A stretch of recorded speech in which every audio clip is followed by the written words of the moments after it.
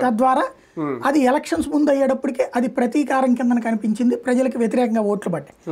కాబట్టి ఇప్పుడు మొదటి 2 ఏళ్ళు కార్యకర్తల కోరికలు నాయకుల కోరికలు తీర్చేసి 2 ఏళ్ల తర్వాత నుంచి ఎలాంటి గొడవలు లేకుండా చాలా బాధ్యతాయుతంగా ఉన్నట్టు పరిపాలన దారిలో పెట్టినట్టు అనేటటువంటి రివర్స్ వ్యూహాన్ని చంద్రబాబు అనుసరిస్తారేమో అనిపిస్తోంది. అంటే తప్ప ఇన్నాళ్ళు ఫస్ట్ ఏడాది 5 ఏళ్ళు ఉంటది అనుకోండి, కానీ ఆయన చేతిలో ఏముండదు. ఈ 2 ఏళ్ళు జరిగిన తర్వాత రేపు పొద్దున ఏ కార్యకర్త ఆగుతాడు, ఏ నాయకుడు ఆగుతాడు, ఏ పోలీస్ అధికారి అప్పుడు మాట వింటాడు?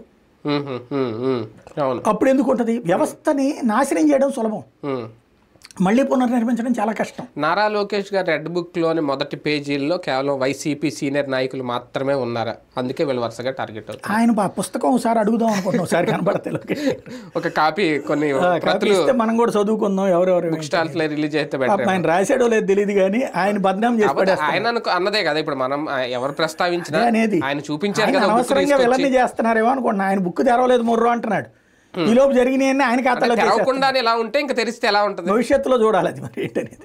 అంటే దాన్ని బేస్ చేసుకుని నడవట్లేదా? ఆయన చెప్పింది అయితే అట్ట కాదు, ఆయన చెప్పింది ఇట్లా హింసిస్తానని కాదు, తప్పు చేసిన వాళ్ళని చట్టపరంగా శిక్షిస్తానన్నారు, అంతేగాని చంపేస్తాము నరికేస్తామల్లా. కాబట్టి అక్కడ ఏదో తేడా కొడుతుంది. అంటే బుక్ ప్రభావం కాదు కాదు ఈ అరెస్టులు, గ్రౌండ్ ప్రభావం, గ్రౌండ్ బుక్కుల ప్రభావం ఇది. ఎవరి బుక్లు వాళ్ళు రాసేసుకుంటారు.